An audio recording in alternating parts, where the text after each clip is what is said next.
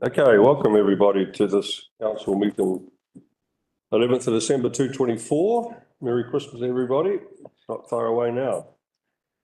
We have a lot to get through today, particularly the item on the water's done well. Can I have apologies, please? I've got one from Councillor Wilson Collins. Any further apologies? Okay, I'll move that. Can I have a seconder, please? Councillor Rachel Williams. All those in favour, raise their hands, say aye. Aye. Against, motion carried. Thank you. Confirmation of the agenda. I'll move that. Can I have a seconder? Yep. Councillor Howard. All those in favour, raise your hand, say aye. Aye. Against, motion carried. Anybody with a conflict of interest to declare? Item 6.5. Item 6.5. Anyone else do I take a break on that? No. Okay. Public forum. We have 5 minutes allocated for Martina Tursky. Welcome, Martina. I've got a whole pile of paper to read, maybe I can just follow around and then the rest is going Just one to the page. back, just one page each of this. Right. 3 pages with photos and 1 page. Good morning, everybody, and thank you, Craig, for letting me speak about the. Excuse me, Martina, would you like to Sorry. present us up the front there? Thank you. Yeah. Sorry. Good morning, everybody, and thank you, Craig, for letting me speak about an issue that is close to my heart. I will not take up much of your time. I know you're busy. This is an extremely busy time for everybody, so close to Christmas, and speaking here today was not planned much in advance, as the events last week came as a total surprise. Hence, you will not get a fancy PowerPoint presentation. Sorry. But I hope, as they say, pictures speak 1,000 words. Kapawiti Rd, where my family has been living for good 20 years, is a bit narrow in places and feels more like a country lane, flanked by majestic bush and splits at the foothills of the mighty Brendurans, the backdrop of magical Mangawhai that we all cherish. Not all, but I will come to that. Kapawiti is only a kilometre or so long before it forks and turns into a very steep access road on the left, leading to 3 dwellings. One of them now red stickered from last year's storms, due to 2 massive landslides, some 10 years apart, before petering out into a bright private track going further up the steep flared hill. On the right of the fork, there used to be a 1-lane access road leading to 4 properties, but huge earthworks turned it into an ugly wide road ending at Mangawhai Heights, just a few. I remember distinctly an afternoon, about 15 years ago, I'd say, when I waited in my car for a neighbour where Kapawiti Road forked. It must have been summer, as my windows were down, and to my amazement, I saw wood pigeons swoop and heard a chorus of bird life. Try to conjure up the image of what New Zealand must have looked like when the early settlers arrived. Forest all around, full of bird life, and you know what I experienced. We all have seen pictures in books. There are many. The stand of bush was probably 100 by 100 meters. We could actually measure it because it's very easy to see where it was. Then, now we have about 16 by 10 meters left, and not even that is protected. I urge you to change that. I, along with many in this community, are outraged that KDC still allows large native trees to be cut down without an ecology report or any further investigation in the name of road safety, instead of investigating less invasive measures, even if they might cost a bit more. What has been created at the end of Kapawiti Road is tragic, and I would love you all to go and have a look. It's unbelievable.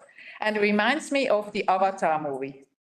A wasteland created by bulldozers in an age, and fairly recent too, in an age you can still smell the rotting roots, so it's very, very recent. In an age where even our conservative government laments that old trees sequester a lot of carbon and are needed to mitigate climate change.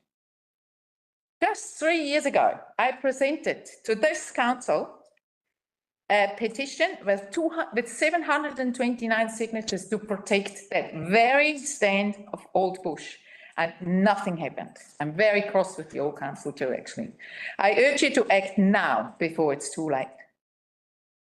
And then there's something else. What is the Kapawiti leadership going to do with this large road reserve? Will there be trees planted again this winter, or at least grass sown? Or will the bare earth just be taken over by tobacco weed, thistles, and other nasties, who will then spread further into our high-value area, the Brindurans? As the weed coordinator of the Piroa Conservation Trust, I'm deeply concerned with this issue and need answers. Thank you for listening to me. So you have a picture where you can see the drive off. So that's part of the road. And then there's a picture where it says slow down. That's coming to that spot where they have taken a whole row of Kahikateas out, about 60 meters tall, those trees. I was down there again this morning and had a look at them. 60 meters tall, they're old trees. Any questions? Thank you, Martina. I'm not going to take questions today. We're going to move on with our agenda. Okay. Much. You. If the other questions. Hey, thank you, Martina. Next on our agenda is petition completion of public walkway, Weka Street and Urlich Drive, Mangawhai. I welcome Nicola Jelicic and son Michael, is it? Thank you.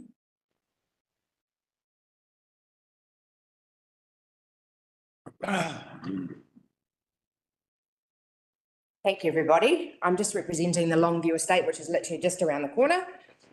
So there is a walkway there. Well, there was an assigned walkway that we believe was assigned by the developer and gifted to the Kapawiti Council so that we had access to be able to go across to the domain and trust and to walk our dogs without having to go all the way around, and it's, you know, less cars on the road. So I just want to read out something that we have said from, we've got a petition handed in to Rachel. I think we had 115 signatures on there. So unfortunately, the walkway is unfinished. And so the residents of the Longview subdivision urgently required the KDC to complete the Weka Street Urlich Drive walkway. This walkway is vital for all of us to access the domain, safe passage to school for kids in Tifā Community Trust, playgroup, etc., without having to use our cars. This has never been completed to a suitable level to enable a stable ground walkway, and now there have been signs put up to tell residents that we are not allowed to use it. To our knowledge, the developer of Longview Street and other surrounding streets paid the KDC contributions towards completing the public walkway. So it would be really amazing for all the families. There's about 30 kids that probably live approximately in the area, and all the doggies and just any events that happen across the way that they can park here and then walk across without having to clock up the main streets down there. So I would really like it to be actioned, please. Thank you. That's it. Thank you, Nicola. This requires a recommendation and a vote. I will move that. Can I have a seconder? Yep. Oh, no, I'll leave it to Rachel. Am I correct in that? Share it. Yeah, and so any questions of, we'll run it like we do with any other recommendation. Any questions? Sorry, I don't understand the process here. The first presenter, we didn't. No, this is different. This is a petition. So is there any questions? Okay, there's no questions. Yeah. What you have moved. Thank you. I would be interested to know if it actually exists on the ground legally. Like, we don't have a plan. There's no plan showing the walkway. Added in the petition, with the petition? We're noting the statement of the petition, and we note that staff will prepare a report to address the petition matter for the council meeting. So that's the further progress. Yeah. So, I don't see an issue here. oh, well, So you, Maris, can I refer that to you? Through you, Mr. Mayor. Okay, so we have public forum first, we have a petition second. They're different things. Okay, so we treat them as different things. This is a petition being received by the council. It's clear on your report in the agenda that there's a decision you need to make. You're noting the petition, you're noting that staff will investigate the petition, what the petitioners are asking, and then we'll bring a report back to you with all of those answers to the 26th of February council meeting. That's what you're doing today. That's what's moved and seconded on the table. Yeah. Very straightforward. So there should not be any questions. We don't have information enough from the staff. You're going to get that in the report. You're going to get that in the report. Okay, so thank you very much. You can stand down. Thank you. Thank you, everybody. Have a very good. Thank you. Thank you. Thank you. Okay, Who was the second, Mr. Mayor, just so I'm clear? Councillor Howard. Oh, no, I deferred to councillor Williams. It's, So mover's statement, I think it's pretty straightforward what has to happen here going forward. Thank you. Second the statement, councillor Howard. you've said it all. No, councillor Williams has seconded. Oh, did you? Seconder, please. Thank you. Thank you, through the chair. Yes, I met with Victoria Wilson, who contacted me about this walkway and presented me with the petition and organised for Nicola and her person to come and present today. So, yep, forward to the staff preparing information on the matter so that we can progress this hopefully at some time in the new year. Thank you. Thank you. Any other elected members wish to speak? Councillor no. Thank you, Mr. Mayor. No, I'm just a bit disappointed with the process here. I would like to have more information before it is moved. And I'm surprised it just came like that out of blue. I had a few questions for the previous presenter and this presenter, but I think if we don't have information, have we got the development contributions from the developer? Look, sorry, you're talking about the previous I'm talking. item and you're not to do that. We are on. I'm talking Mayor. this item, sir. This item, You're talking about the contributions towards the footpath. yeah, Okay. I'm talking, that's what it says. So all I'm trying to say, we have not enough information to even talk about it. So I'm a bit disappointed. That's it. Thank you. Councillor Larson. So you're sorry, your worship. The previous speaker is talking about a different process. All we're doing here is receiving a petition. The staff will then go and do the work. We have to receive it first. So we do not need a full analysis now. Thank you. Thank you. Okay, anyone else wish to speak? All right. I have nothing further to say. All those in favour, raise their hand, say aye. Aye. Against, motion carried. Thank you. Okay, the next motion is one that I've put on the table, Minutes. and I'd like to move that. Yes. Sorry? Confirmation of minutes. Oh, exactly. Sorry, my apologies. Yeah, can I have a mover for that, please? Okay. Councillor Williams, seconder. Councillor Howard. All those in favour, raise their hand and say aye. Aye. Aye. Against? Carried.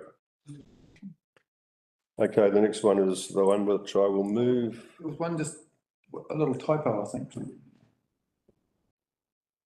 There was a road legalisation item, which comes up as road legislation.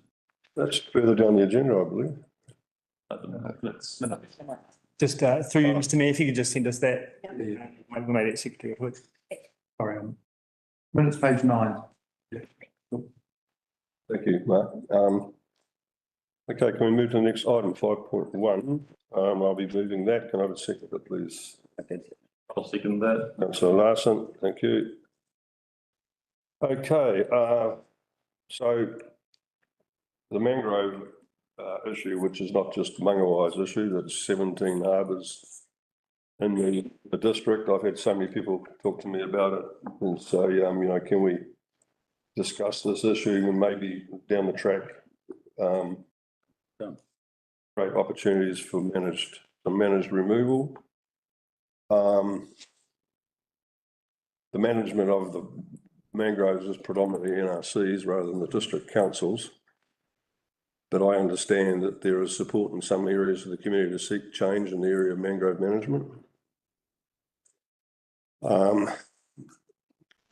I've agreed to take a lead in this, but there has not been a council decision to support the work, hence the notice of motion. There is no council policy on progressing communications of a personal nature for elected members or others, other than communicating on behalf of council about council work. You know, we get stuff like that with, you know, sustainable Kuiper, etc. So given that, if the council supports the notice of motion as agreeing to what is asked specifically, which is for staff to upload the video to our online platforms. Given that this is funded personally by myself, it will be removed pre-election period, I would imagine, which is about the 11th of July, to avoid any perception of council bias for a personally funded project leading up to the election. Second is statement. Thank you, Your Worship. I have watched this video, and I think it is a good documentary. It's been raised through email that it is one perspective, and I certainly accept that as well. And I think all it does is really helps to start a conversation. Another perspective will likely emerge around that as well. I think it's important that it's very clear when it's put onto websites and what have you, that it's got the open disclaimers about its origin, and that it's not a particular endorsement of a particular approach, but I think it starts the conversation. I think a lot of concern in some of the communities where mangroves are taking over, that there needs to be some management, and I think it's something we need to look at really closely and see if we can help progress a way forward. I noticed the other day that we've got this wonderful area of salt marshes, Mangawhai estuary, and which is a very rare habitat type, and the mangroves are slowly but surely penetrating that, and you know, they end up ultimately swamping it and destroying it. So I think we need to have a really close look at it. Thank you. Thank you. Look, I jumped the gun a little bit there. I had the movers in the second statement, but I negated any questions. Were there any questions there? Yeah. Councillor Nair, followed by Councillor Vincent. Yeah, I just had a question, obviously. I get worried when a private presenter comes in. I mean, obviously, I'm going to give you some brief of why I'm asking the question. The surf club, there was a private presenter not funded by council, and then we had the big plan about the surf club from the council. So I'm just wondering, at the behest of who Andy Bruce spent his money to give a view, because there are many views on it. Well, what the answer to that is that this is all about opening up a conversation and having the views come through from the community. But my concern is needs to be some base information, some factual information. Even in the video, it recognises that there is benefits from mangroves at certain locations, but so, you know, it's to start a conversation, because if you haven't got a conversation going on about what the issues are, you're never going to get to a position where you can do something. Councillor Vincent. Thank you, Mr. Mayor. Yeah, you're aware, and I appreciate that you in your presentation you endeavoured to respond to the questions that I raised, and I want to make it quite clear. I have no issue with the content of the video. I'm just more concerned about process in terms of what sort of a precedent this might be setting to make use of the council's communication channels for promoting a particular view. And I realise there is an official period of when we regard it as the pre-election period. I think the actual pre-election period started sometime before the adoption of the LTP. And so that I'm actually making a statement, sorry. So my That's all right, you can roll them together. no, it's, would like firstly to know, what are the precedent implications of doing this? Of having a video that's been provided by an elected member, posted on the council's communication channel? Further that to see Maris for comment. Thanks, Mr. Mayor. Look, I mean, the reality is it's not normal. I agree. We don't have a policy around this or anything like this. This is a personally funded, as the Mayor has been quite open and transparent about with everybody. We do have communication channels, obviously. The reason I wouldn't put it up straight away is because we don't have a council mandate for this work. Acknowledging, of course, that there is feedback in the community which the Mayor is responding to here regarding the management of mangroves. The other issue from a council perspective is that it's not really a district council responsibility. It's a regional council responsibility. Outside our boundary, yes. So it is sort of outside our remit a wee bit. But I'm also recognising and saying that you know, the job of elected members in our community is to reflect the needs of our community and advocate and work on their behalf. I think the Mayor adequately addressed the fact that the pre-election period will come up on the 11th of July. If this passes today, we will take that video down to avoid any perception of bias. I'm not saying it's normal, and that's why it's in front of you today. We obviously will abide by the decision that council makes here, but we are going to put steps in place, obviously, which the Mayor has alluded to and explained already around the election coming up and perceptions in that space. The other thing I would say, Councillor Vincent, is precedent. Look, you know, this is a specific decision that council makes. I'm not sure it'll set a precedent. I would have to bring other examples if there were any to you. It could, but any sort of other non-council oriented business would still come in front of you for a decision. And it's something you'd have to weigh up. So if someone went to the trouble of getting another doco made stating the case for retention of mangroves, and they, first scenario, and they were another elected member and they wanted that published, then would we go through this process again and make a decision case by case each time? I think we'd have to, Councillor Vincent, because, you know, this notice of motion is very specific.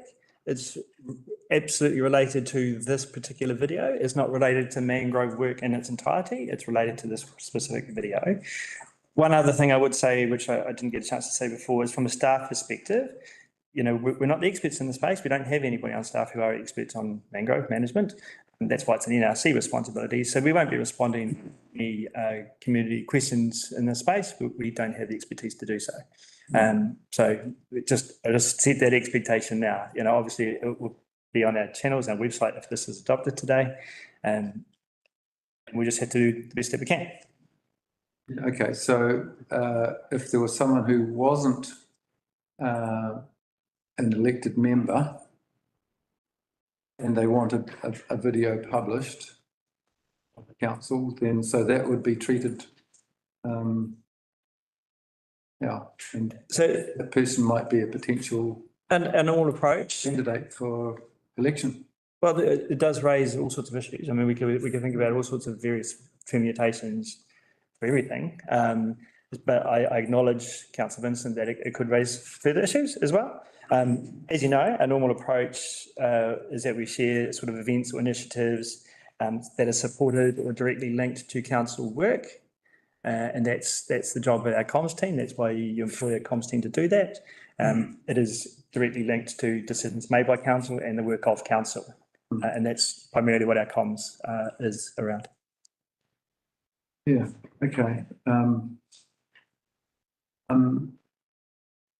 I think I'll leave it for statements. Okay, any further questions? Okay, we'll move to statements. Any further statements? Councillor Larson. So just procedurally, I would have spoken to matters that arose in questions had I been able to, but I was asked to speak before questions. So what do you want to do about that? Did you want to further speak? Well, just briefly, because Okay, well, I'll allow that as the chair. all I really wanted to say is that I don't, and it may have been flushed out through questioning that it's okay, but I don't really see an issue with precedent in these matters, because if someone else raises a matter, they're still going to have majority support of a vote of council to put anything up. And and similarly, if a person who's not a member of the council wants to get something put up on council's media, then they're going to need to approach and lobby an elected member and get them to gain a majority to be able to do it. So I think it's quite simple, and I don't foresee any issue with that. Anyone else wish to speak? Councillor Howard. Thank you, Mr Mayor. This is, I'm working on the basis that we're in statement time back in there, but for me, this is a relatively simple matter. It may be that there's a precedent, but actually there's an issue. Part of our mandate is to deal with issues in the community, and I guess through agendas, give them ear to debate and have the ability to debate. Now, there's any number of these similar things that I can think of as I speak. But in this case, sure, the Mayor has quite openly declared his interest in funding this. But it is the most important thing, I think, is that we've got now on an open platform, an open communications forum, a debate on an element that is seen by many as being an ogre in the community and the environment. And, you know, the truth is that it actually implicates the council under its different machinations over the years. When you see what the transformation has been since the 50s, when there was no mangroves. And I was alluded to the point just last week, when I was asked, why do you think that the Mangawhai Beach School was so named? And it was so named because right there beside it were no mangroves. That was their beach. That's where they did all their swimming lessons and things like that. So I think that there is good legitimacy in getting, one way or the other, getting this onto the platform, because frankly, we've had no support from our regional council to do anything about this. Thank you, Mr Mayor. Anyone else wish to make a statement? Excuse me. Councillor, can you put your hand up, please, and you'll be in line behind Councillor Naya, No, I Councillor had a Vincent. question. Sorry, No. I'm just on my. No, you'll wait your turn, Councillor. You'll wait your Are turn. we on I've got questions Councillor. or statements? What's going on? She's asking if we were in questions or statements. Statements, actually. We're in questions. Oh, we did. Sorry, no, I we're in have a statements. Thank question. you. We're in statements. Thank excuse- you. We're in statements. Sorry, I had a Councillor. question. Okay, so we're in statements, and if you want to make a statement, you'll be third in line behind Councillor Naya Vincent. Thank you. Councillor Naya. Thank you, Mr Mayor. Yeah, I would like to make a statement on the basis how things are happening. So it appears to me there are many issues facing this council, and we have a bucket of ratepayers' money. Where do we spend? So I feel very disappointed when Mayor, because he's the chief of us, brings an agenda based on private funding, and then it goes on to the public funding. I don't even know to what extent these mangroves have to be cleared. Will we get to a zero mangrove situation or whatever? There are views in the same video based on either side. Some people say we love those times when we did have mangroves and we do to whatever. And we have views on the extreme side of the mangroves, whereby they say, well, this inland whatever road will be inundated with it, and then we'll have bottlenecks. So all I'm trying to say, ratepayers' money is very important and has to be spent wisely. It should not be left. And I know it's an election year, and to be honest, every mayor does it. But to what extent the mayor spent ratepayers' money to get publicity is also questionable. And I think there are some values to hold for that. So as I say, there are many YouTube videos on mangroves, and people can watch them. The council money not to set a precedent, and if we are setting a precedent, there will be more of it in the coming next 9 months. I would actually request Mr. Morris to seek opinion of the independent election of whether we can go this path, which is not even baby, it's NRC. Thank you. Thank you, councillor Vincent. Thank you, Mr. Mayor. Firstly, relating to the content of the video, I would say there is a connection between this mangroves problem and what happens on land. And that's one of the points that's made in the video. It's a consequence of the large-scale land clearance and also the pollution that comes off the land. It creates ideal conditions for the opportunist mangrove seeds to grow. And there's an acquaintance of mine who has described mangroves as gorse of the sea. And we all know how well gorse grows in Northland. And I think it's not entirely inept. So I don't have a problem with the content. My concern is all about the process. And Councillor Larson has pointed out what it could come down to potentially is decisions being made on an ad hoc political basis rather than any degree of principle. What's another point back on the terms of the content of the video? One of the things that made a really vivid impression on me was there was a planning document like Mangawhai Spatial 91 or something like that. And there was 2 aerial photographs of that Insley estuary, 10 years apart, and the difference in coverage of mangroves was dramatic just in 10 years. So it highlights to me, we do have a problem, but we have a problem, Northland has a problem. It's not Piper District Council's jurisdiction to deal with it, but I'm pleased if we have some debate, because I'd be interested to know what the contrary view is or views are, just so I can achieve my own balanced take on things. But there was nothing I saw that would change my view about mangroves in that video. Okay, it's more my concern is I'm really uncomfortable about the process we're entering into with ad hocery and also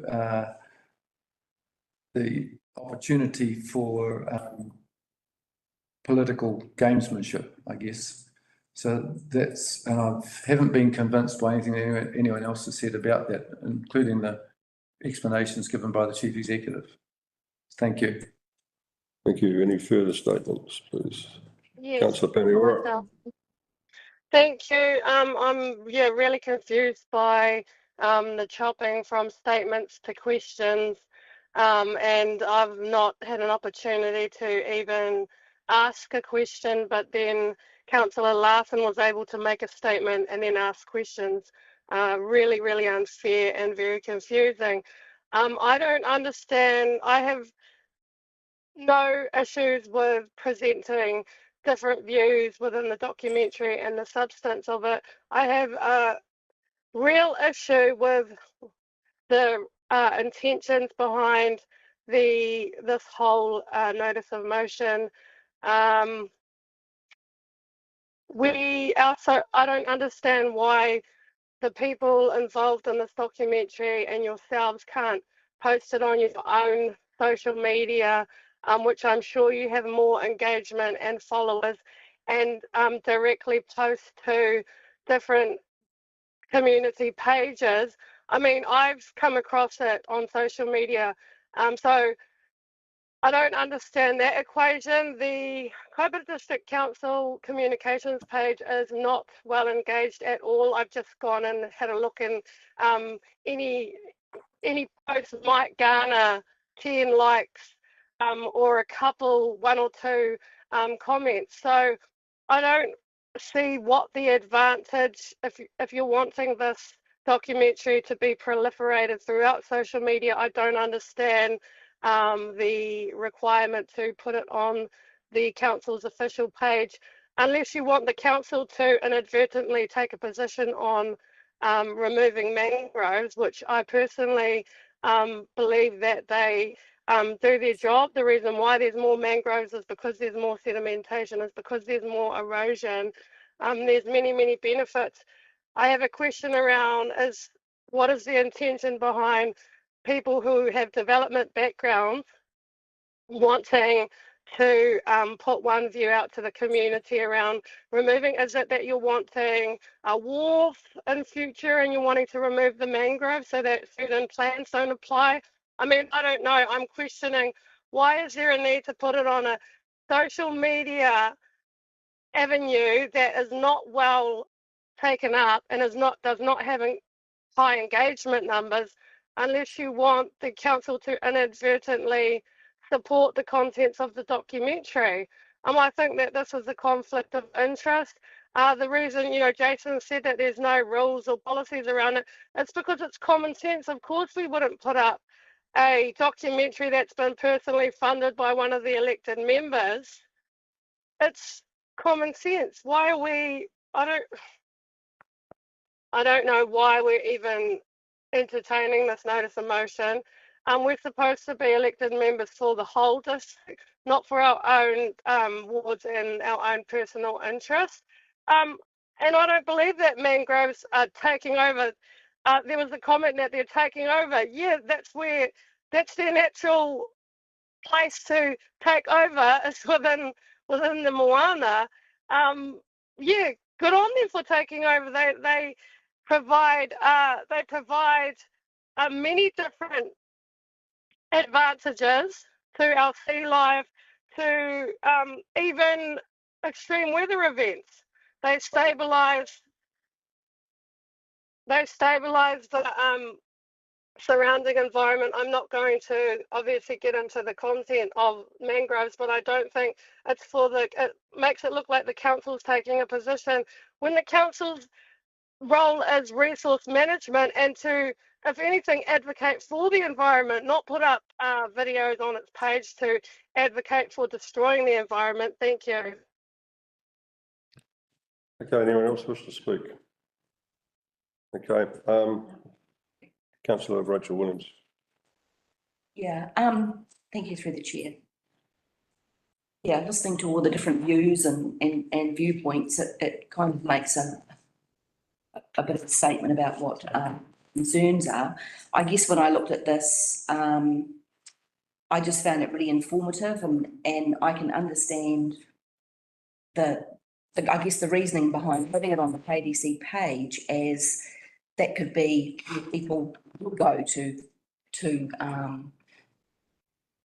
don't know, perhaps find information, and yeah, it is one of those issues that we do have the differing views about it. It is a big issue for Mangawhai. Yeah, I guess I looked at it a bit differently, as it was informative, and could be a good thing, like you've said, to start the conversation. How we deal with anything that comes from that, I guess we would have to look into that if there were any issues that came forward from the public. Thank you. Okay, movers right to reply, which is myself. If you go on the council's webpage, on the very first page, it says council's role, provide local leadership and facilitate the delivery of services and activities that promote community wellbeing throughout the Kapawiti district. I see this as a community wellbeing issue. There's a lot of concern there from our ratepayer groups regarding the economic threat actually to our harbour, because there's so much dependent on this harbour. It's the key to what attracts people to Mangawhai and to the district.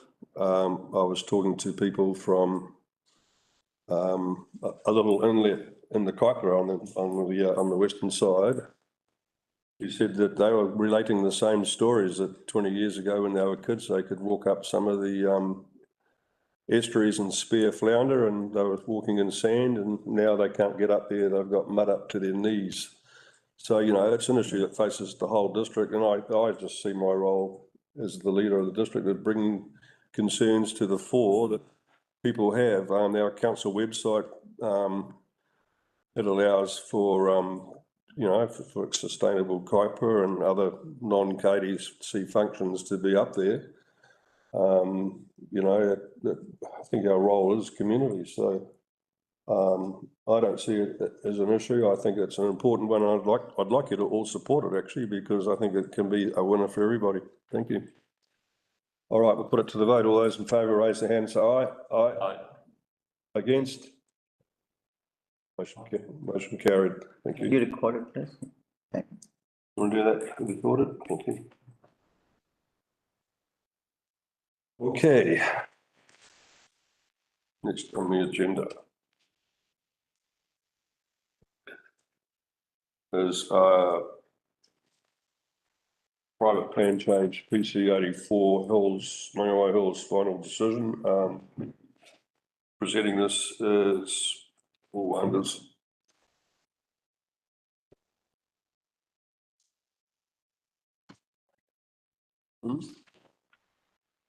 Oh, yeah, can I get a mover and a second? Yeah, I'll move. Councillor Howard, second. Councillor Vincent, thank you, councillors. Thank you, Paul. Your Worship, councillors, this is now the final step to make plan change 84 Mangawhai Hills Development Area operative in terms of clause 17 of schedule 1 of the RMA, and to publish this approval in terms of clause 20 of schedule 1 of the RMA. Now, this application was lodged on the 5th of March 2023 to add a development area, the Mangawhai area, and into the district plan. Submissions were called, the hearing was conducted by independent commissioners, and council had approved the plan change. One appeal was lodged, and the outcome changes were negotiated. No mediation was required, and that negotiated agreement was accepted by the Environment Court, which is attached to the memorandum. And this is now the last step to make the plan change operative. Are there any questions? Questions of Paul? Thank you, Rachel. I had a question. It might not be, well, it's pertinent to this plan change, but just as a broader issue. So if we've had 2 Environment Court appeals from Mangawhai matters regarding stormwater and discharge, sediment control, detention, is this something that council will be looking at when other plan changes perhaps are presented, to have best practice and look to these standards to perhaps guide other plan changes? To be honest, this came in about 78, it came in 83, it's now 84. We are expecting, and we haven't received that plan change 85, but we have had discussions with the people and indicated that they have to look at these different guidelines to be incorporated in those plans. When I receive it officially, I will know how they have reacted to that. Okay, and just further to that, so is that something else that gets looked at through the engineering standards, or? I trust that the message will go to the working party that deals with the engineering standards, that we will have to look at those particular aspects. Also remember that the engineering standards is for the district as a whole, and how that is applied is a question Should it be locally applied? Should it be in the engineering standards generally? That we will be looking at through the working party. Okay, thank you. Thank you, councillor Howard, was it? Yeah, look, thanks, Mr Mayor. Look, in part, my question may have been answered by councillor Williams' last one to Paul, but I just wanted to take that a little bit further and ask the question, can something relative to these, and if you say it goes all the way back to PVC 78, there's enough history there to surely tighten up, and I don't know whether it applies here, but, you know, tighten up rules in the district plan, etc., to cover this off. And so hopefully we don't have this, or we have greater clarity from submitters or applicants to future plan changes. You know, we've got a history, we've got knowledge, we've got learnings. Let's apply it as soon as and hard as we can. Thank you, councillor Nair. Thank you, Mr. Mayor. Now, just a process question from my understanding. So we come through this whole process and now judgment because it has gone through Environment Code. When the actual building occurs, is there room for any, again, flexibility in terms of the rules which we have decided today? And we can have leeway for stormwater and discharge. They can come back to council and say, is there still room for them to regulate? Or the reason I'm asking is, now we have exactly know which way we are going, but then the developers come with certain variations. And when we do that, the crux of whatever the judgment of Environment Code is negated. Is it so? The applications for subdivisions Yes. will come in, Yeah. and conditions will be written for those subdivisions, Yeah. which will take these rules into account. But the engineering standards, if it deals with engineering standards, allow for applications on a particular case as long as the outcome is achieved. Okay, so there is room for flexibility there. Thank you. So engineering standard is the key thing. Yeah. Thank you. Thank you. Any other questions? Okay, it's, thank you, Paul. All right, moving to statement, councillor Howard. Thank you, Mr Mayor. Well, I think that this been an interesting process all the way through it, and quite rightly, and with an appeal, it was heard, and I applaud the parties for getting together quickly and resolving the matter. So the Environment Court had a relatively easy process. So we've discussed it. We've proved it all the way through. So I don't see no reason why I won't approve it and get on with it now. Thank you. Thank you, councillor Vincent. Thank you, Mr Mayor. Just one further add. I think from memory, there's echo of this requirement in the dreaded Mangawhai mangroves documentary. That there's a statement which would be consistent with this approach. From memory, so I'm quite happy with the conclusion that has been reached, and yeah, let's not delay further. Okay. Any other elected members wish to speak? Councillor Nair. Mr. Mayor. Yeah, when we did the council judgment or whatever, voting, I did voted against it. So it's we follow the process, and now we are in a situation where we cannot say anything but yes. I am, as I said, I have to raise my concerns on the way we are growing Mangawhai from a very happy place, from memories of many, to a ghetto kind of situation. I actually drove down Mangawhai today, around Mangawhai Heads, and come back to village. It is just a loop of one road where all those arteries will be coming and either sucking blood or putting in blood, and it won't be a place to actually have a car. So I'm worried about it. I'm very much worried, so because there's ratepayer money being blown out on these things, which are not going to help the ratepayers itself. So Anyway, that's all I want to say. It's a process thing. Let's go on with it, but I'm not happy about too much infrastructure, lack of infrastructure before we start building so much stuff. Thank you. Okay, movers right of reply. Nothing further to add, Your Honour. Okay. All those in favour, raise their hand, say aye. Aye. Against? Carried, thank you. Okay, the next item on our agenda is item 6.2. I will move that. Is there a seconder? Second. Howard, and welcome, Anand, who will present this item. I'm expecting this will be quite an item. Thank you. Thank you, Mr. Mayor, councillors. This is just a continuation of reports that I had provided on local waters done well. You will recall on the 6th of November, I presented a paper which outlined all the government's directions in terms of what councils had to do. At the same time, we also did some work on what some options look like for Kahikatea District Council. And we did some financial modelling which indicated a number of price paths based on our capital requirements. That is appended to my report, Mr. Mayor.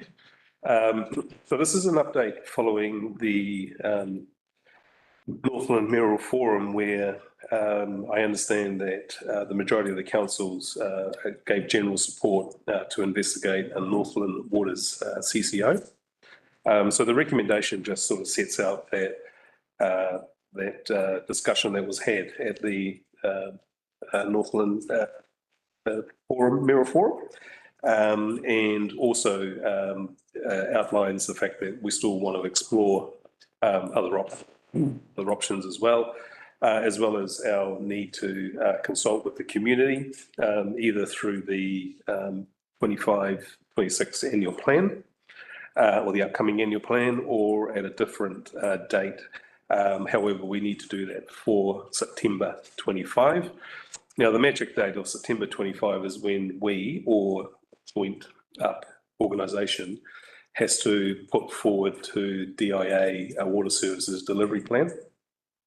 And that basically sets out what the model is for going forward for local waters done well. It should also set out a number of other criteria that's spelled out in the bill. Oh, sorry, it's the legislation now, the Act, as well as the some indications on price path and viability, but also how the organisation will be financially sustainable by 2028. Now, the definition of financially sustainable is outlined in my paper of the 6th of November. So that's clearly articulated in terms of what that means. So there's another bill that got introduced yesterday, Mr. Mayor. It's the third bill, the final bill that make up the suite of the bills. So Bill 1 was just repealing aspects of the former government's water services entities. Bill 2 just provided a little bit more information around the water services, local waters done well, and that's what I presented last time. And then the third bill, which has been introduced, really puts the more definition on what is required as part of a local waters done well. It's no different to the previous bills, but this bill will just spell out more. But it'll also talk about economic regulation and a few other things. So we'll need to review that bill, Mr. Mayor, and obviously make a decision whether we want to submit on that bill or not. But I'm hoping that that will be in the new year once the bill is introduced to select committee. So we just need to keep an eye on that. But the bill is available at the moment to review, and staff will be undertaking an early review of that in light of knowing that submissions will be called for.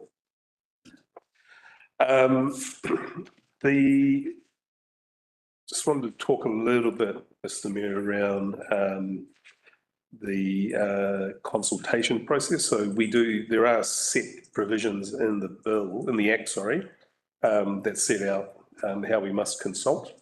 And there is some work done by Whangarei District Council, which looks at the difference between the Water Services Preliminary Arrangements Bill and the Local Government Act. And so we'll be talking more about that in the new year as we get through today and get recommendation from elected members on the way forward. There'll be a suite of papers that we'll need to continue to present through briefings as we start to journey on the collective three organisations, Kaipara, Whangarei, and possibly Far North, as we start to model what an option is, potentially a council-controlled organisation. And then also what's the price path for each of the organisation. The Whangarei is also, the paper's being presented to the elected members tomorrow at the Whangarei council meeting. I'm not quite sure on when the Far North paper will be presented, but we'll keep you updated on that. The other thing that's been discussed, Mr. Mayor, and I'll probably try and articulate this as clearly as I can, is that there's a price path which indicates over time what each ratepayer will be paying. And when you bring organisations together, you can get down to what's called a harmonised price path. So that's take the three organisations, you bundle it all together, and then you basically develop a price path. There's discussions around a harmonised price path versus a non-harmonised. So still have a council-controlled organisation, but we might just have separate price paths for a period of time. I don't know what that period of time will be, but the reason why I wanted to mention it today is that that's a possible outcome of further work going forward. So a harmonised price path, which will be all three organisations consolidated all together, or a council-controlled organisation, but a non-harmonised price path. So our price path remains the same. All right, just checking. An appropriate mark. No, Yes. I'm running out of. Carry on, please, Owen. Sorry, it's good. Our price path will remain the same as outlined in my paper of 6th of November. But what it does mean is that we get a bit more capacity to borrow and start to do some investment. But that's a piece of work that we'll bring back in the new year once we do the work. Now, we're doing two pieces of work, Mr. Mayor. We are doing some work with the Department of Internal Affairs. They have offered to take all the information that we have done over the last 2 years with the work we did with the Entity A, but also the work that we've recently done, which was presented at my 6th of November paper. And they'll basically provide us with a modelling scenario. It's free of charge, which I think is a good thing, because if you can get 3 or 4 people saying the same thing, you pretty much know you're on the right track. So that's a piece of work that was started as of yesterday. And we're hoping that we might get some early indications from that data late next week, which means that we can then bring something back to the elected members in February. The second piece of work, Mr. Mayor, and that's a little bit more substantive, is starting to work up a model, just look at the viability of the model. And what I mean by model is if you go to my page 5, figure 3.2, that sets out the model options that we did with a company called Rationale at the time. And we just looked at nine options. And then using a multi-criteria analysis, we basically ranked the options. And as you can see, they rank from 1 to 8. Obviously, 1 is a big, large organisation where you've got mass population. So your costs are spread over a large population, and then they just work backwards through to what this paper is now talking to is a multi-Northland council-controlled organisation. So we will be engaging a consultant. It'll be a 3-way commission with Kaipara District, Whangarei District, and at the moment Far North District. It's a substantive piece of work that needs to be done fairly diligently. The information exists, it needs to be tested, it needs to be reviewed. And that'll be the start of the water services delivery plan.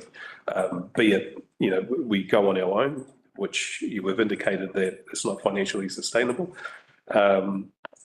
or we have a joined up Northland CCO. So we're just in the throes of talking to some consultants that have the capability. It's not about capacity, it's really more about capability. So again, we'll bring that piece of work back through early next year. But we have got funds set aside. You'll recall we reallocated some money from our Better Off funding that we didn't use. So we have got the funds set aside from the Department of Internal Affairs. The other thing that we just need to note, Mr. Mayor, is that we do need to keep the Department of Internal Affairs informed, and CE Maris will continue to do that as we progress along the journey. As my paper of the 6th of November outlines, that do nothing is not an option, because the Minister didn't have powers to bring in outside parties to effectively do our delivery plan and inform council of the final position. It's not something that we want to do, and I don't think we'll do that. We are collaborating now and getting to a position where we'll have a better understanding of what local waters done well means for Kaipara, and hopefully Northland as well.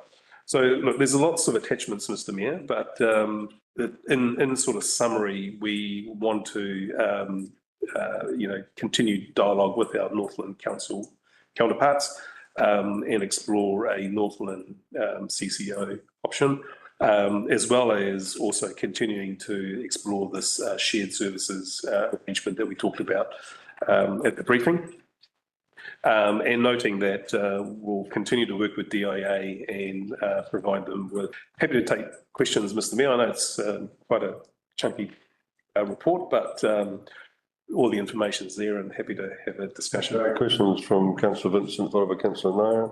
Thank you, Mr. Mayor. Just specifically regarding, I'm on page 5 of your report, options 7, 8 and 9. They all seem to be basically the same to me. I was just wondering if you could explain the differences between them, please.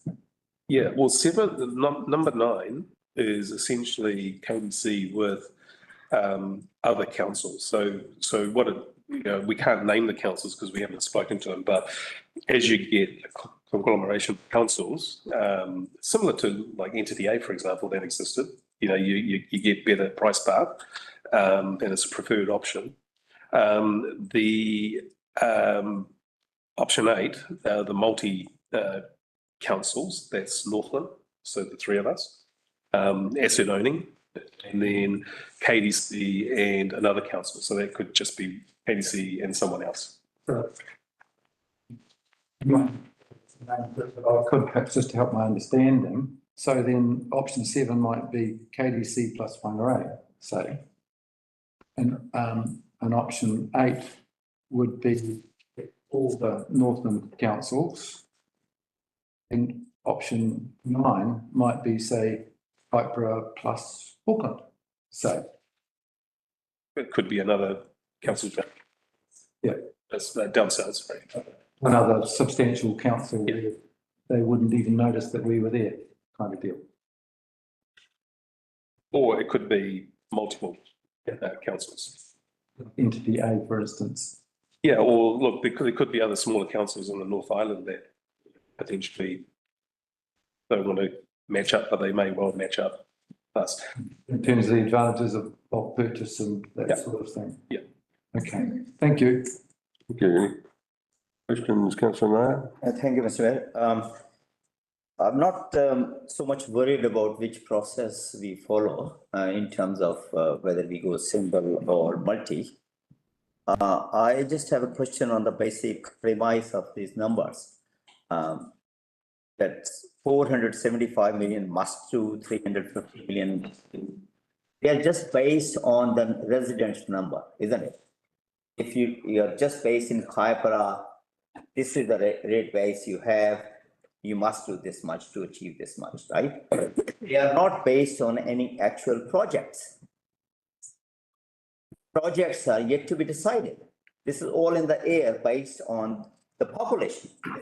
No. So through you, Mr. Mayor, you'll recall, and I appreciate this goes back over many LTP conversations, and more particularly my presentations on the Entity A asset management plan, where we did set out a 10-year program. Now, what we had to do with the Entity A is you have the must-dos, right? So tell us what your must-do projects are, because they'll be above the line. So that's what the 350 represents. It's the must-dos. Okay. Yeah. So it is based on projects, and it's a combination of water, wastewater, stormwater, and it's based on renewals, growth, capacity, etc. So there are projects behind that. And what we had in the Entity A asset management plan is the 475. But for this exercise, we modelled two options. One is a must-do at 350, and the Entity A version at 475. No, that's what I was trying to get at. Thank you for that. But all I was asking is those numbers are based on specific projects. If the projects change, the numbers will change. Correct. Yeah. So we don't know which way we're going to go, because when you have multi-CCO, you don't know which project is. Well, with modelling a multi-CCO, you'd start with your must-do. Everybody should start with their must-dos. And then you can model the 475 and there'll be equivalent numbers for Northland. But obviously there's got to be a point where, it's got to be affordable as well. So, there may be some trimming, which we don't know at the moment because we haven't done that multi-council. Okay, thank you. Next question, Councillor Howard. Thank you, Mr. Mayor.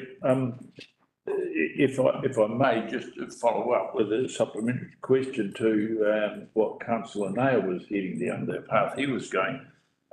Is it not true that in any of these situations, there are dynamics that force, and yes, changes do happen, but as you say, clearly established that we're working on the basis of going in with must-dos, must-haves.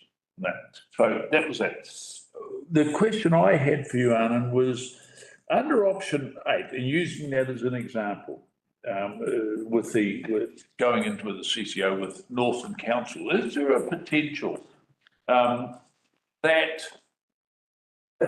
given the history of discussions with the other Northland councils, that we could be going into CCO with what might be termed unfriendly partners, or unwilling, openly unwilling?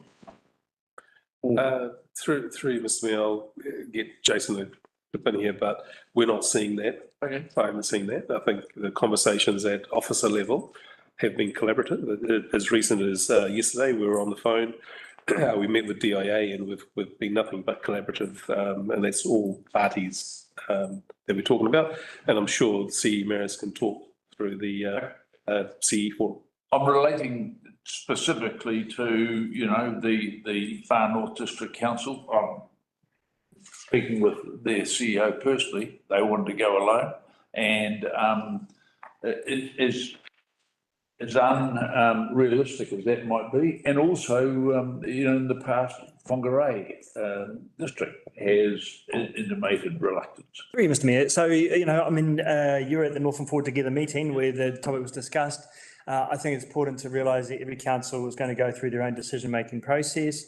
The Far North have been doing a lot of work on their asset management. They're just slightly behind us, but they're not too far behind us. They're catching up really quickly. And my understanding is that Whangarei and the Far North are very, very open to a broader solution that encompasses the region. So we've got this paper on our agenda. Whangarei District Council have a similar paper on their agenda. And Far North will do so early in the new year as well, and we'll progress from there. So we're not seeing any negative. Let's put, I accept that covers it off, but I mean, just, if there was a history, and I'm happy that there is good, positive, cooperative attitude, obviously emanating now.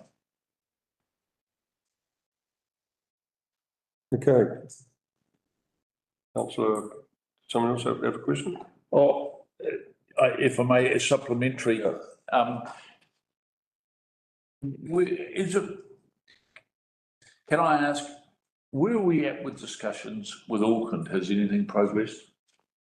So this is with me. I have been communicating with Auckland. We've got to be very careful. We can't put the cart ahead of the horse. Yep. And my understanding is there's future discussions that we had. There may or may not be an option. It needs to go to the elected members at some point when they're happy to. So that option, particularly around Auckland, not just Auckland though. It could be with Whangarei. There are other options. Yep. Thank you. And the other thing I'd like to add to that is sitting in behind that is basically Simeon Brown and the policy that wants to drive us to form these arrangements. So that pressure's on all councils. And I don't think there's anything that are realistic. Any further questions of Alan? Okay, go to move a statement. Thank you for that update, Alan and Jason. This is ongoing, of course. And September is the deadline next year, so I expect we'll be seeing a lot more vision coming across the table between now and September next year. We as a council will probably have to make a decision, won't we, see you, Maris? Yes, you will. Okay, second statement, Councillor Howard. No, very well covered, and I mean, it's going to be interesting to just watch how the negotiations and discussions with a raft of councils happen and what the final structure may well look like. And I look forward to that with great anticipation. Thank you for all the work thus far, all parties. Thank you. Any other elected members wish to speak? Councillor Anaya. Thank you, Mr. Mayor. As fellow councillor Mr. Howard said, it will be very interesting. It's the first time for all the council to be around the table and decide something.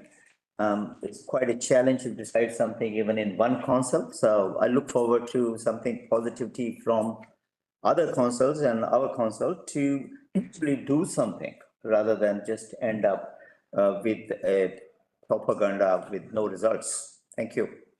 Thank you. Any other elected members wish to speak? Okay, movers right to reply. I think I've said all that was needed to be said. All those in favour raise their hand and say aye. Aye. Against, motion carried. Okay, response to regional deals invitation. I'll move that one. Can I have a seconder? Councillor Naya. Presenting is CE Jason Maris. Thank you, Mr. Mayor.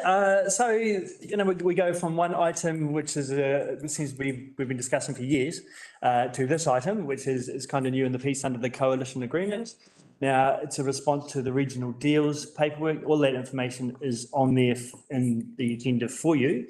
I suppose what I would say is, the Minister for Local Government has sent us, all local authorities, in New Zealand, a letter requesting information and proposals on a regional deal. And there is a bit of a process around this, so I'll talk to you about the process. One thing I would say, though, about the actual regional deals themselves, it's quite an open sort of conversation, shall we say. There is a little bit of scope there within local government to try and be the master of your own future as well.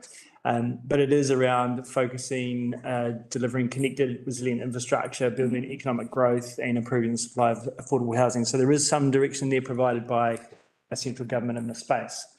Now, the paper that is presented to you today is primarily administrative paper, so I don't think we necessarily need to get into the conversation about what a regional deal is or anything along those sort of lines today. There are two key dates that Minister Brown has given councils across New Zealand. The first key date is the 18th of December, so that's next week, with the completion of a registration form to provide some initial information to them. And then the other key date is the 28th of February next year, which is quickly going to become upon us. Now, that is where a light touch proposal is to be submitted by the councils.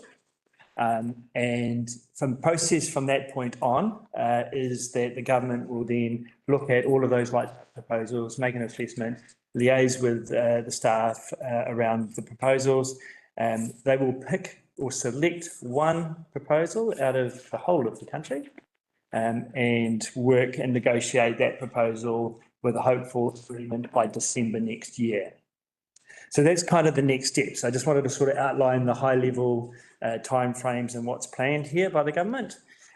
What this paper actually does though is obviously set up a governance framework to allow everybody to work at pace to meet those government timeframes. Okay.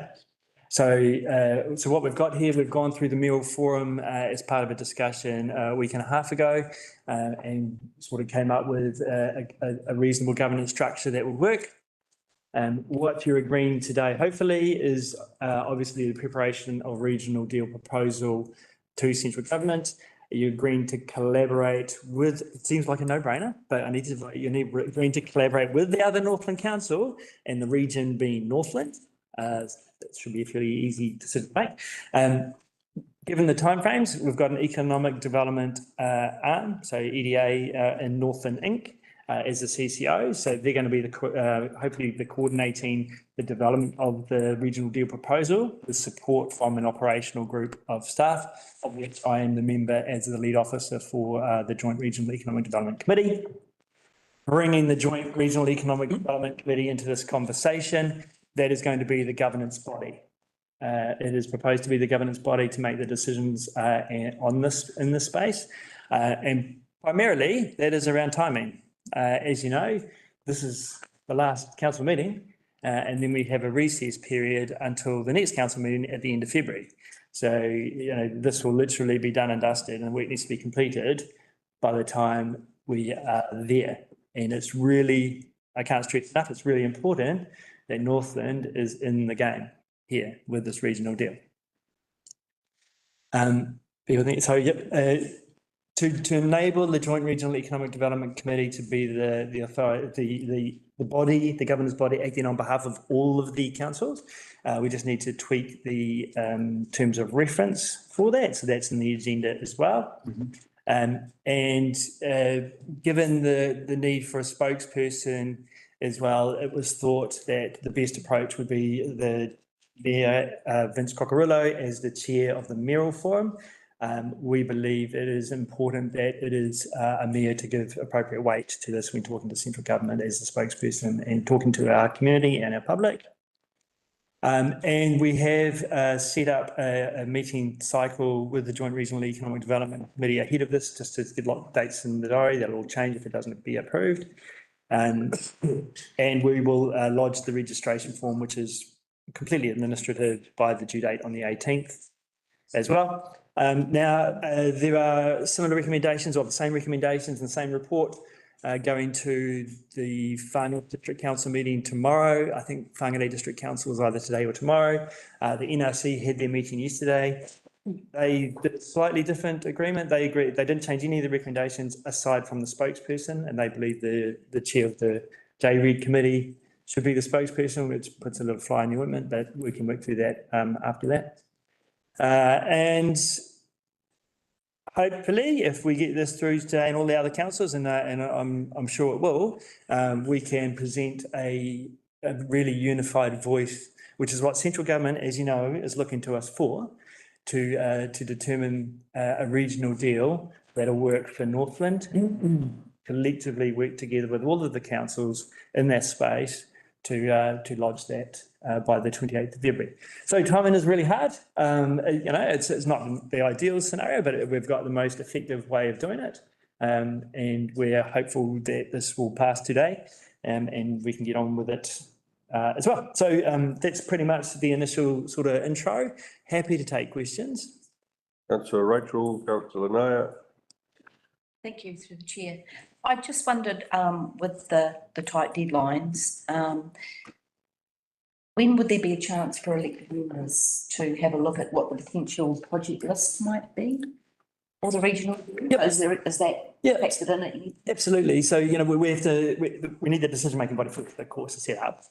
Each council will go through their own sort of process to inform and educate and update elected members. The remaining elected members who aren't on that committee, I would anticipate a briefing to the February council, the first February briefing in the first week. Before this meeting. Yeah. So that's what I anticipate. I do need to point out, it is how do you say this? There's no huge clarity on what a regional deal is, right? So the government has been clear that there's no additional funding. So in some ways, sometimes it may not end up being a specific project list. It has got a 10 to 30-year horizon as well. So, it could be things why like legislation changing to suit, North and Better, all that sort of stuff. So everything's on the table, yeah. I don't think, if I'm honest, that the expectation from government is we got a project list and we ask money for it, because they've already told us there's no actual additional money. So, yeah. So, Councillor Mayor. Thank you, Mr. First of all, it's always a mystery what happens in mayoral forum. Last 2 years, I don't know actually what happened in mayoral forum. So we have no clue of what will happen later on. Can you give an example of what kind of deal? Because all I'm thinking, if we are talking region, Vince Cockerill, he might say, well, I want the 4-lane highway, which is like all coalition government are anyway doing it. Or the local what has done well. That can be part of the regional deal too.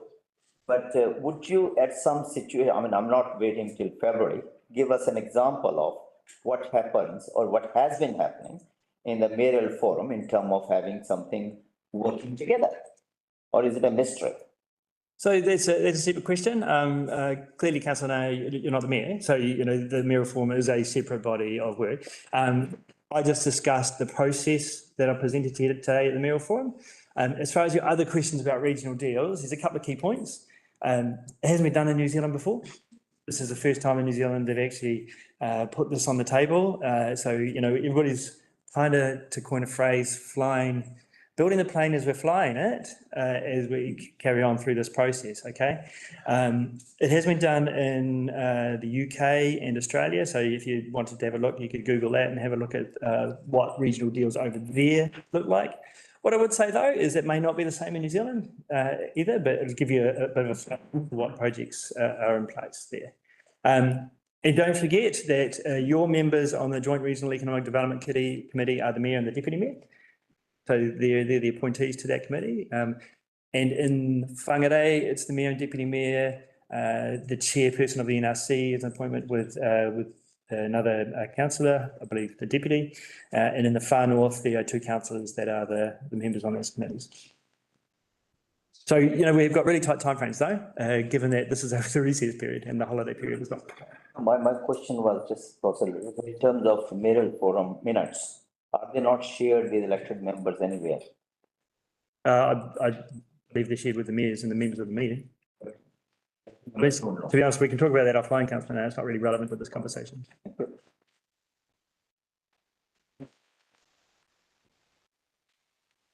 Yeah, through the mayor, it seems very vague at this stage. And you say it doesn't relate to funding and projects.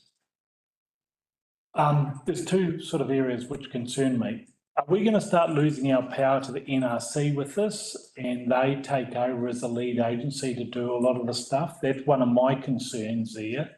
If I can jump and answer that question, please, Mr. Mayor, if that's all right. Yep. So the NRC have about 2 votes on the Joint Regional Economic Development Committee. It's equal representation on that committee, which is why it's a good mechanism. All councils are represented in that. It is about economic development for sure, so it does sit in its wheelhouse. The NRC doesn't have any greater influence than us, and arguably, given the amount of money we put in, we have greater influence than we should. We've got even an equal representation on so that probably answers one of my other questions, is that it's going to be bottom based up. It's not going to be fed down from the government down. So how I would answer that is I think that the government is saying it doesn't have all the answers. No. It's set up a framework and it's asking local government to work together to use the power of thought of other people as well to work out what's good for your region and our region, and then put that forward to the government for decision. So my other big question, and this is where it's coming from, it doesn't relate to projects. Could it relate to procedures? And I'll use a specific example, say building consents. There's been talk by the government that they're going to regionalise building consents. Will this be one of these? Is this a regional deal that could be looked at, explored, where a big? An interesting question, that one. So I look at what I would say is, you know, the government has a whole bunch of stuff on their change agenda, okay? And it's sort of similar to Councillor Nair's question as well. Why would we put on the roading if the roading's already been promised? And why would we put on local waters and calcium destruction was already been promised, right? So it was really a process to work out that. Similar answer in that space. If the government are going to go through that process, then, you know, we should be looking at other options. But it could well come out of that process as well. One thing just to add to it, in my mind, and it's just my mind, that, you know, there's some limitations in the space, right? So, you know, if there's a national legislation covers a lot of stuff across the country, would the government be happy with giving bespoke rule changes to a region compared to another region? You know, that's the sort of question I ask, and that's, you know, that's the thinking we need to go through. And this is the start of the process, right? I'm really worried about that one because we've worked so hard on that to get it going well. Yeah. And I know, for example, that some of the other building consent processes through other councils is not that flash. And I'd be really worried about that. But thank you very much. Yeah. Any other questions? Okay. Yeah. Oh, Councillor Howard. Thanks, Mr. Mayor. But right now I'm struggling to recall, so I'll just defer. It'll come back to me one day. Okay. The statement. Thank you, Councillor C. Maris, for that update. It's an interesting time going forward, seeing what sort of ideas will come on the table to regionally, you know, coordinate projects. There's some big stuff being talked out there about power resilience, etc. It'll be interesting to see where it lands. Would you like a question? It's come back to me. If I may, very Quick before you lose it. If we put forward, you know, in whatever concept it might be, and I hesitate using the word projects, but that's the easiest word, I guess. And we know that the government has said that there's no additional money on the table. Do you conceive that if the proposition is put forward from a region that has sufficient merit, it might migrate towards some funding in the future from government?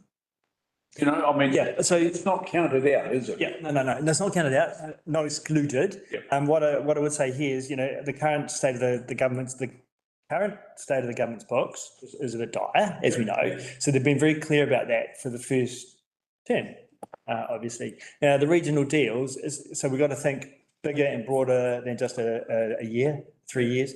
It is a 10 to 30-year horizon. And that's reflective of the fact that there could well be opportunities for funding in the future. I mean, you know, the old classic argument between the GST and the district to your district is one of those arguments, right? That could be part of that deal, as a matter of fact. The horizon is a lot longer than just a current electoral term in central government. Okay, so I guess the extension is that I'm perceiving that actually this is the first time that we've had a government prepared to look at major infrastructure for a long term, and whilst it might be regionally based, perhaps it's part of a bigger picture of future funding requirements, even at the government level, let alone local government. I think the other thing that I have to add to that is it's not off the table that there'll be funding opportunities from, you know, overseas investors. Yeah. So there's all sorts of avenues, funding. If our government's broke, we might better find reasonable funding and partners from other entities overseas, but that's yet to be covered, I think. Yeah, thank you. So anyone else wish to speak? Councillor Vincent. Thank you, Mr Mayor. I suppose, for me, one thing I put in the bid, which something that was for Northland, and I realise I'm getting ahead of the game here a little, but I just thought, take the opportunity, would be improved internet access across the region. And one way that could be achieved without funding would be for the government to regulate, to require internet service providers to achieve a certain standard of coverage or whatever. So that's just thought that's only very fresh in my mind, but as a way of responding to that part of the challenge, and just giving that as an example, it may be that the government can intervene in some other way, which then forces other players to up their game. So. Yeah. Anyone else wish to speak? Okay. Comment. Thank you, Mr. Mayor. Mm-hmm. I would say infrastructure like power, water are the issues, the major issues. Maybe we should try to have a big provider taking care of whether it's solar or whether it's wind or the waterway, whether it's a dam between the 2 or 3 councils, which serves a generation of people. So there is opportunity for the basic services where the government can join together apart from the roads. Thank you. Are we in comments now? Yep. Yeah, just think it's true to me. Look, great idea. We know that it's not going to be projects. If it's infrastructure and regulation where things are starting to get combined, we've got to be very, very careful that we are left only looking after halls and parks. And rubbish bins. And rubbish bins. And all of a sudden we find that we're left with no entity and everything's on a regional basis. So, this is something to be aware of. We've got to make sure before we ad hocly go in there that there is advantage for our ratepayers, whatever decision we decide to go down. Just don't blatantly go down it just for the economic sense, because we can combine things. We've seen it with animal control and it hasn't worked. We've tried experiments like that. And we start, the services slowly get diminished who have had to go back in and take it over. So just be aware that this is not a Trojan horse coming in. If I like to say that, make sure it is a nice, good tank for our battle, not a Trojan horse. Thank you. I'm going to put this to the vote. I'm not going to make any further statements as the mover. All those in favour, raise their hands, say aye. Aye. Against, motion carried. We'll knock off for a 10-minute break. 10-minute break, Mr Mayor? Yeah. 11:42, 11:45 back here for those online? Yep.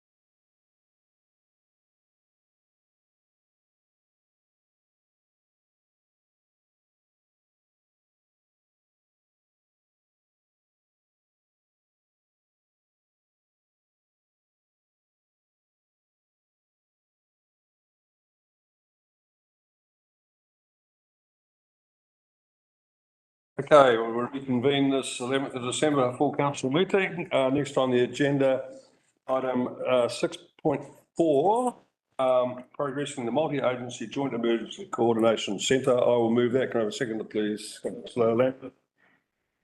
Thank you. Gillian. In this building, a multi-purpose centre, the new coordination centre will be built in an area that's out of flood zones and out of tsunami zones, so it's more resilient. It'll house an emergency contact for the region. It's proposed to be behind the Fens building in Whangarei. The cost is expected to be just over $7.5 million. KDC's share of that is the greater of $100,000, and that was agreed by council as part of the 2023-24 annual plan.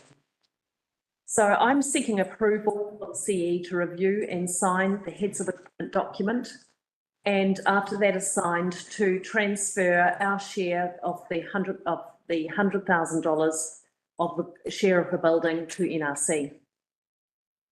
Any questions? Thank you, Jane. Any questions? Thank you, Mr. No, being a part of the flood. So when you said it is being built in a flood zone, did you mean? No. Oh, sorry. It's out of a flood zone. So you don't know the location will be built? Yes, it's in Whangarei behind the Fens Centre, Bank Street. Behind. With the roundabout at the top by the police. It's elevated, and so it's out of tsunami. 100,000 towards it, sir. Yes. Thank you. Any further questions? Okay. Councillor Williams. Just a quick question. Just on terms of perhaps extra funding into the future for this, has there been any indication on the maintenance costs? I understand that councils will have proportioned evenly. I guess that comes later with operational costs. So we're working through that at the moment as part of the process, Councillor Williams. Anticipated somewhere between $16,000 and $24,000 a year. But of course, things new, there's a maintenance as it gets older. Thank you. Councillor Lambert. Yes, Fire and Emergency Regional Council,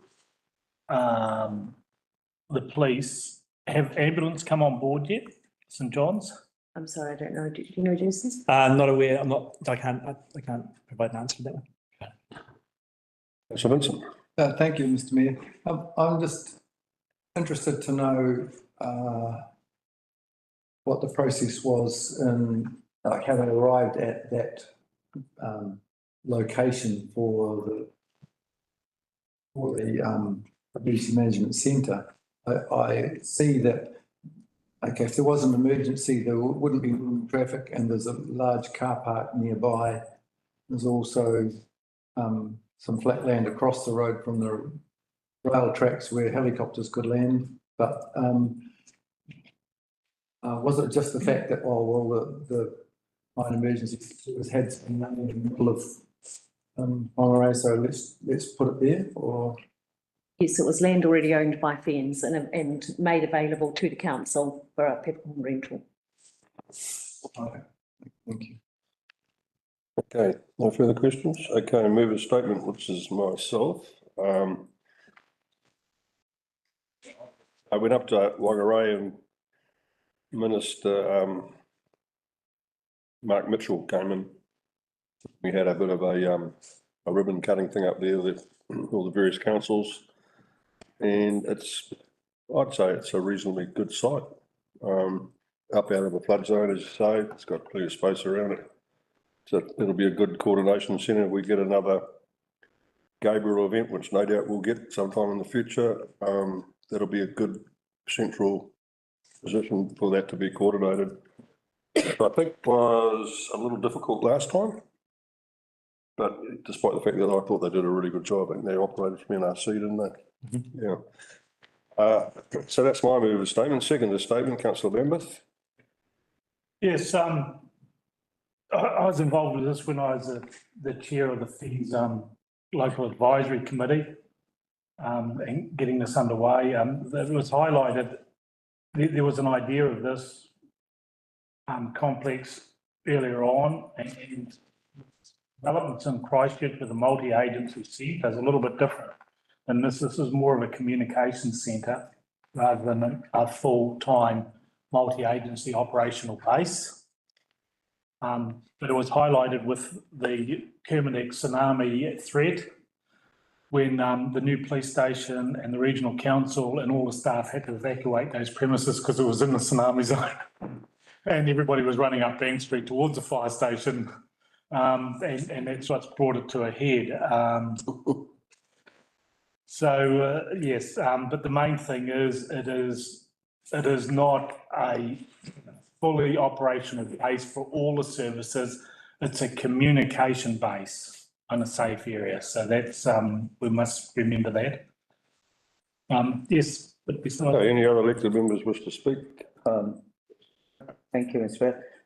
Yeah, I mean, it's another administrative building, as Councillor Lambert pointed out, as monitoring centrally, or personally, I would like to have things happen not centrally, but in the district. So Kahikatea should have their own in the council, which we had a temporary one in the last Gabriel. I remember that. It's easier to get instructions of if the communication is disrupted. So I would imagine there's need for separate one, centralized one. That's my feeling. Thank you. Thank you. Okay, movers right to reply. I've said what I'm required to say. I'll move this to the vote. All those in favour, raise their hand, say aye. Aye. Against? Motion carried. Okay. Next on our agenda is road name applications for approval December, and we have Debbie Bargy. Is she online? I think we'll get on.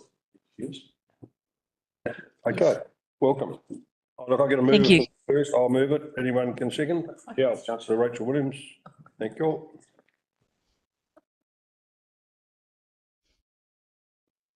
Okay. Let's have it. Thank you. Good morning. I'd like to present the report for December of road naming. We have two applications this month. One, a developer, Mangawhai Heads Holding Limited, have two names that need to be, two road names that need to be approved. And we have one private citizen via the local estate who have endorsed the road naming of Little Lane.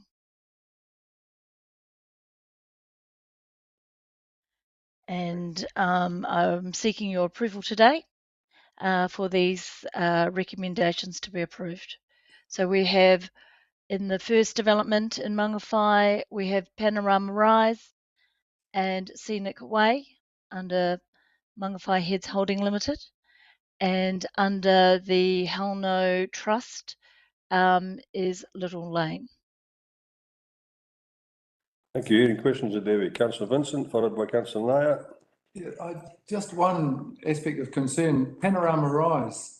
Like the Linz has approved this naming, hasn't it? Yes, they have. But does that include consideration of the needs of emergency services that don't actually know the difference between Panorama Rise and Panorama Place? Once it is actually approved, they will be getting the route position and maps to all of our stakeholders, one being FENS and emergency services, so they will know where it is. You are aware that there is a Panorama Place in Dargaville? Yes, I am, and Lynn's felt that there was such a distance between the two, one in Mangawhai and one in Dargaville, it wasn't an issue. Yeah, okay, but it's just from I suppose why I asked the question is this: I have heard of examples where there's someone in the dispatch centre in Auckland has no idea how far apart these things are located geographically, and yeah, but that's however it's had approval, I guess. Yeah. Councillor Naya. Thank you, Mr. Mayor. We are just mentioning, we had a presentation on this road, Kapawiti Rd. So this map doesn't tell me whether it's beginning or the end, this red area. Where exactly is this panorama rise going to be? Is it in the beginning of Kapawiti? Where exactly is it? It will be off Kapawiti Road. I'm not sure of the approximate length down that road, but yes, it will be off there. Sorry, it doesn't show anything about. Well, it's just got. Not sure the road is as relevant to that. We have no idea about. Okay, all right, thank you. Councillor Vincent? Thank you, Mr. Mayor. Just a process question occurs to me. Does the policy not require the applicant to submit 3 options? It does, and in this case, the applicant declined and only wanted one name put forward. I did go back to the agent on behalf of that developer, but they said they declined. So that's it? Like, we don't have to worry about our policy as far as that goes then? Well, all I can do is ask for the recommendations. Because I would have thought that if there had been an alternative available, it would have been preferable to have that rather than something which was exactly the same as another road in the district. Yeah. But is it exactly the same? Well, sorry, to a layperson, they are the same, but one is a public road and the other is a private way. But in terms of someone's address, in the event of an emergency, there is, I would have thought, a degree of confusion potentially. See, Maris. Mr. Mayor, so look, in this circumstance, the policy does ask for 3. If the developer or the person wanting to name a road doesn't provide 3, they take the risk. And it goes to Lynn's, and it's up to them to agree it or not. If Lynn's come back and said, actually no, then we would have to go back to the developer at that point saying your name's not fit. You need to give us some. Okay, so for clarification, the reason why we ask for 3 is to get ahead of that possibility, and that it's possible that the first one may not be acceptable. Yep. So the developer at that point takes the risk. Okay, jolly good. Thank you. Okay, any further questions? Thank you, David. Leader's statement. Yeah, I think it's pretty straightforward. Yeah, that's all I've got to say. Second statement, Councillor Rachel Williams. Thank you. Yeah, look, obviously it's been through the process, it's gone to Lynn's, it's come back, and so everything is there. So, yeah. Any other elected members wish to speak? No. Thank you, Mr. Mayor. Yeah, I'm just following up from Councillor Vincent's point of view. I actually don't know whether Lynn's care how many panorama rides are there in Kahikatea. We do. They probably follow a different mechanism for approving names, whether it is offending a certain class of people or is it something like that. So I'm surprised that we are going to that extent of emergency situation. And we had a presentation on this road in this morning. I was not allowed to question. I had a few questions on that. And we don't know the location of this road as well. I actually was surprised so much work going on, ratepayers' money being spent on this road. So anyway, that's me. Thank you. Can anyone else wish to make a statement? Okay, movers right of reply. I've got nothing further to add. Just to the vote, all those in favour raise their hands. Say aye. Aye. Against? Motion carried. Thank you. 6.6, application for road legalisation through stopping, exchange and vesting. Pinaki Rd. Kurt Martin will present this. Thank you, Kurt. Can I get I'll move this. Can I have a second that? Yeah, I'll see you. That's a Howard. Thank you.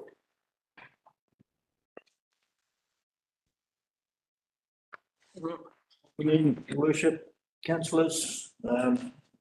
It's just another instance of our formed roads encroaching onto adjacent private property, and they're looking to develop that land, and their surveyors have picked it up.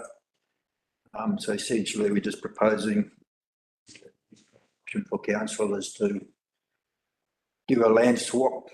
We get some private land, it gets incorporated in the road reserve, and we would vest some of the road reserve to the adjacent land and be incorporated into the property. The area to propose to be vested is greater than the area that we're looking to purchase, and the applicant would have to pay council compensation for that. It's about $4,500 for the land, and we will share the cost to legalise this process. Thank you. Any questions? Councillor Vincent? Thank you, Mr. Mayor. I found this a little bit confusing, but so I just want to clarify because they've also provided hopefully the subdivision plan, and it seems to show that this subdivision plan is never best, which is the same as section 1 or section 2 on the road stopping plan. Right?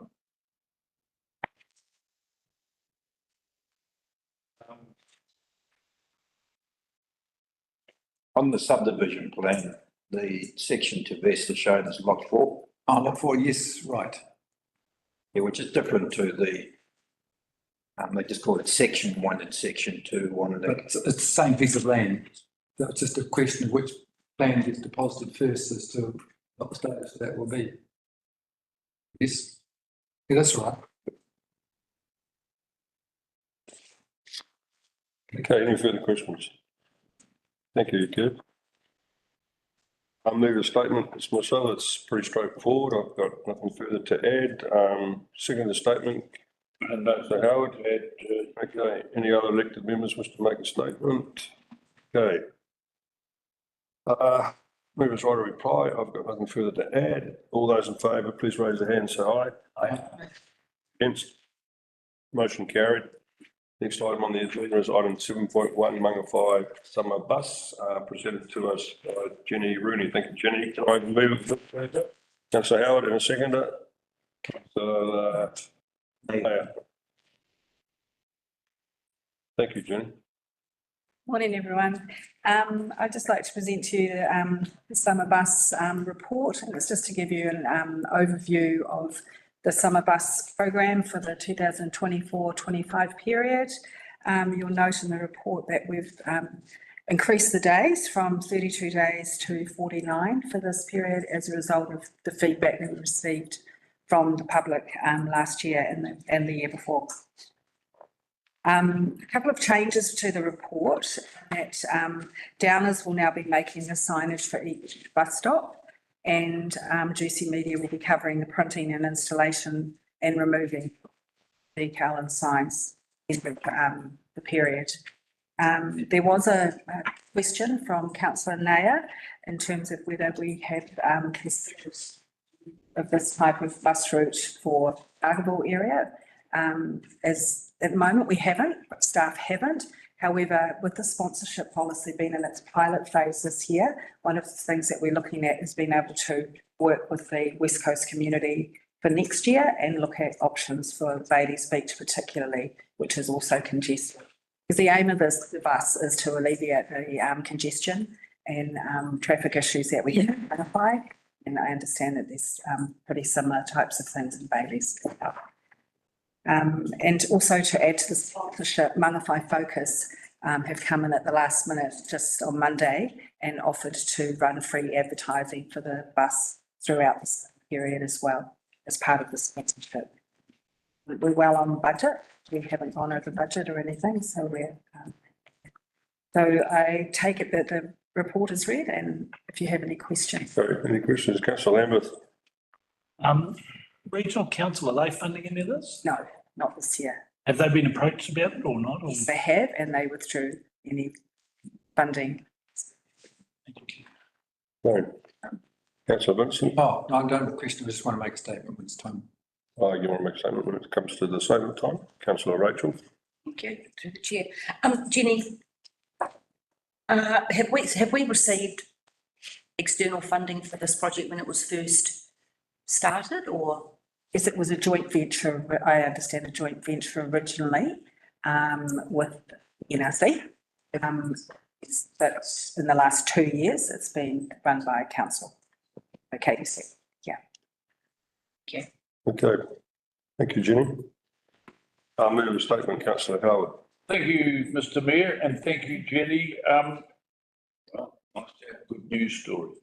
And, you know, that's quite a significant increase in days, and who knows, next year it might even start pre-Christmas when people start arriving. But anyway, it is excellent, and I particularly, having come from a background in advertising and media, I'm particularly pleased to see the leverage, the sponsorship leverage of the media organisations around this community, and having them involved and helping to promote unpaid for a bit of signage. I think that just brilliant leverage and exactly what makes things go around. So well done all, and I think that this is, as I say, a good news story that should be promoted strongly and well, as I'm sure it will be.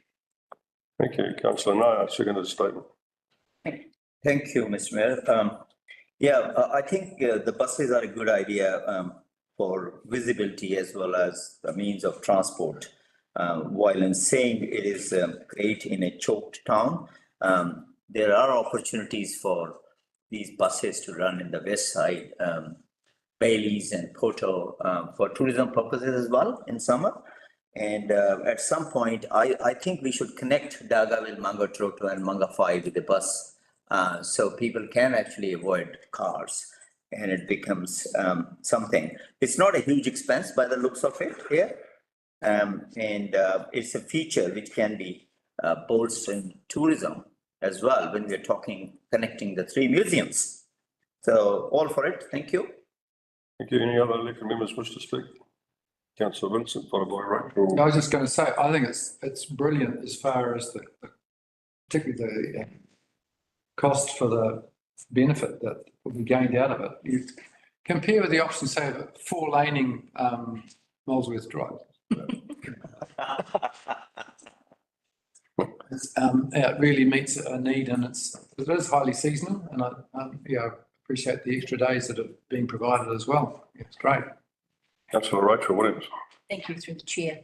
Yeah, look, this is a great service for Mangawhai. It's connecting the village to the heads. I can be testament to the fact that I think Mangawhai swells to about 3 times its population, if not more, over the busy summer period. So there is no parking.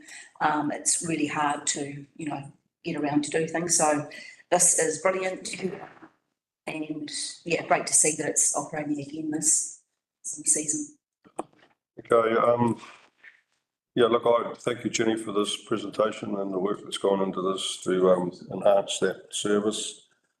As someone who goes down at least every second day to the car park down there to the beach, the need is great, and hopefully with the new shared path and a bus service running this summer, we'll get a lot more people that will decide to foot it or bike it or bus it. So hopefully it will take pressure off that intensity that occurs there during the busy periods.